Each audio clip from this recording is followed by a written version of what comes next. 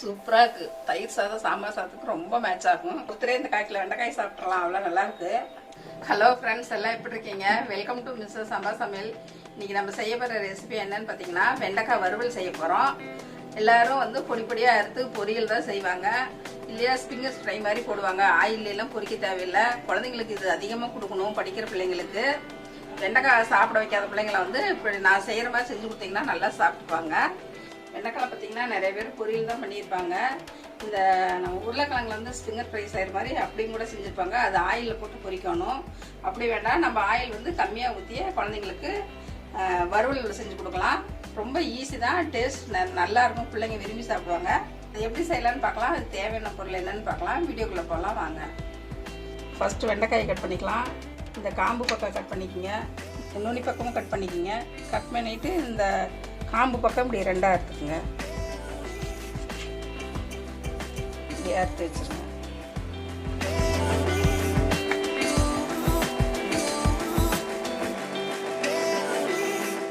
இதேமாரி நம்ம எல்லா வெண்டைக்காயும் கட் பண்ணி வச்சிடலாம்.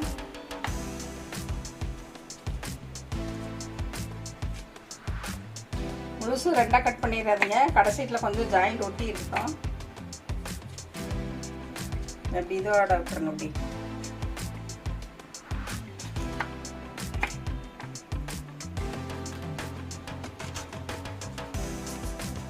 அப்படி சின்ன சின்ன வெண்டைக்காயாக எடுத்தீங்கன்னா நல்லா இருக்கும் வறுவல்.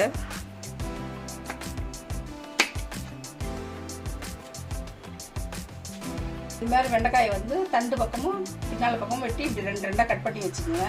இது எல்லாத்தையும் கட் பண்ணி வச்சாச்சு. இது மாதிரி இப்போ வந்து மசாலா வந்து என்னென்ன போடுறேன்னு பாருங்க. மஞ்சள் பொடி 1/2 ஸ்பூனு, சாம்பார் தூள் 1 ஸ்பூனு, தேவையான அளவு உப்பு, ஒரு 3 பல்லு பூண்டு இப்படி தட்டி வச்சுக்கோங்க. எல்லாம் ஒன்றா மிக்ஸ் பண்ணிக்கலாம். பூண்டு தோல் உரிச்சிட்டு தட்டி இதில் போட்டுருங்க. இப்போ வந்து ஆயில் ஊற்றி கலந்து வச்சிடலாம்.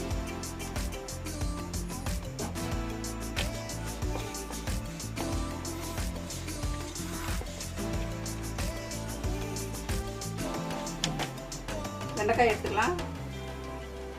இப்படி ரெண்டாக பிரித்து மசாலா 2 பக்கமும் தொடச்சி இப்படி மூடிடுங்க. இப்படி 2 பக்கமும் எல்லா வெண்டைக்காய்க்கும் உள்ளுக்குள்ள மசாலா இருக்கிற மாதிரி தடவி வச்சிடலாம்.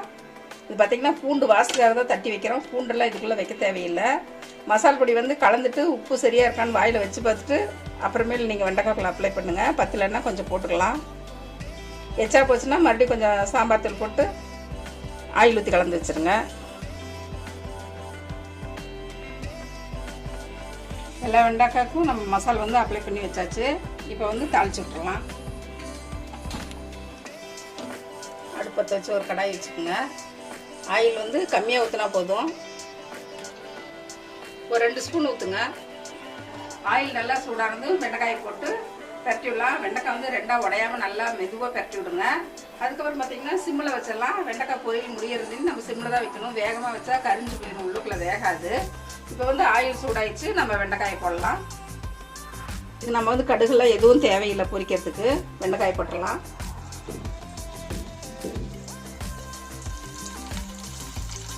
வெண்டைக்காய் பார்த்தீங்கன்னாக்கா மூடி வச்சு வேகக்கூடாது, இப்படி திறந்துருக்கணும். மூடி வச்சு வேக வச்சா தண்ணி விட்டு போயிடும், வெண்டைக்காய் வளவலன்னு ஆயிரும். இப்படி திறந்த மாதிரியே சிம்மில் வச்சு நம்ம லைட்டாக பெரட்டி விட்டுறணும். கொஞ்சம் நேரத்துக்கு ஒருக்கா அப்படியே விட்டுறக்கூடாது. திருப்பி விட்டு நல்லா வேக வச்சுக்கலாம். இப்படி வெண்டைக்காய் எல்லா வெண்டைக்காய் போட்டதுக்கப்புறம் லைட்டாக பெரட்டி விட்டு சிம்மில் வச்சிடலாம்.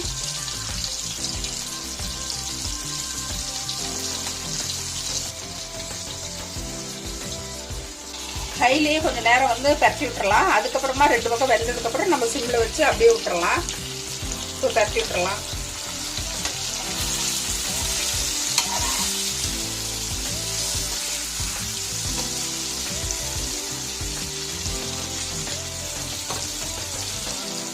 வெண்டைக்காய் வந்து போட்டு கொஞ்சம் நேரம் வேகட்டும். இந்த தோல்லாம் கொஞ்சம் கலர் மாறினதுக்கப்புறம் நம்ம சிம்மில் வச்சு அப்படியே விட்டுறலாம்.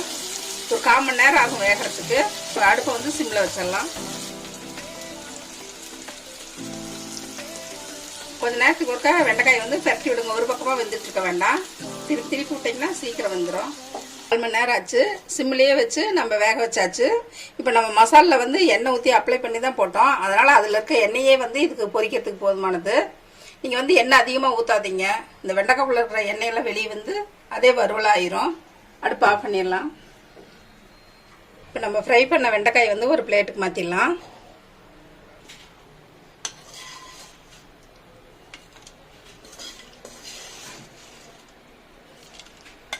எவ்வளோ நல்லா மொறுமொறுன்னு ஃப்ரை ஆகிருக்கு பாருங்கள். சிம்லேயே வைக்கவும். நீங்கள் அடுப்பு வேகமாக வச்சிங்கன்னா வேகாது. ஆனால் கலர் வந்து இந்த கலர் வந்துடும்.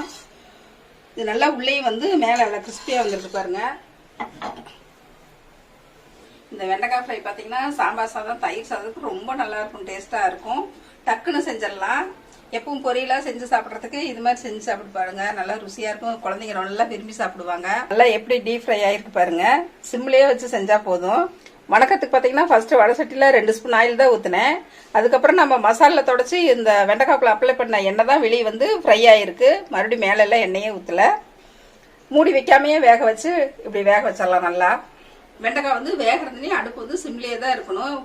பொறுமையாக நல்லா வெந்து 10 நிமிஷம் தான் ஆகும் வெண்டைக்காய் வேகிறதுக்கு. நீங்களும் எல்லாரும் உங்கள் வீட்டில் செஞ்சு சாப்பிட்டு பாருங்கள். எப்படி இருக்குன்னு பார்க்கலாமாங்க. உள்ளக்குள்ளையெல்லாம் எப்படி நல்லா வெந்திருக்கு பாருங்கள். நீங்கள் அடுப்பு வேகமாக வச்சிங்கன்னா இப்படி உள்ளே வேகாது. மேலே தான் கலர் வந்து உங்களுக்கு ஃப்ரை ஆன மாதிரி வரும். மசாலெல்லாம் உள்ளுக்குள்ளே இறங்கி எவ்வளோ நல்லா இருக்கு பாருங்கள். ஒரு பீஸ் எடுத்து சாப்பிட்டாலும் எவ்வளோ சாப்பாடு சாப்பிட்றலாம். அவ்வளோ டேஸ்ட்டாக இருக்கும் இந்த வெண்டைக்காய் பொரியல்.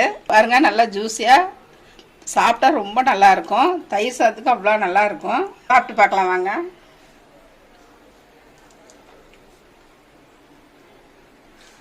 சூப்பராக இருக்குது. தயிர் சாதம் சாம்பார் சாதத்துக்கு ரொம்ப மேட்ச் ஆகும். எல்லாம் செஞ்சு ஒருத்தரே இந்த காய்க்கில் வெண்டைக்காய் சாப்பிட்றலாம். அவ்வளோ நல்லா இருக்கு. காரம் உப்பு எல்லாம் கரெக்டாக மசாலா போட்டு பிணைஞ்சிட்டு வாயில் வச்சு பார்த்துட்டு போடுங்க. நல்லா வந்திருக்கு. இப்படி ஃப்ரை பண்ணி கொடுத்தீங்கன்னா குழந்தைங்க நல்லா சாப்பிட்டுக்குவாங்க. படிக்கிற பிள்ளைங்களுக்கு வெண்டைக்காய் கொடுத்தா நல்லது. மிச்சம் வைக்காமல் சாப்பிட்ருவாங்க வெண்டைக்காய் பொரியல்.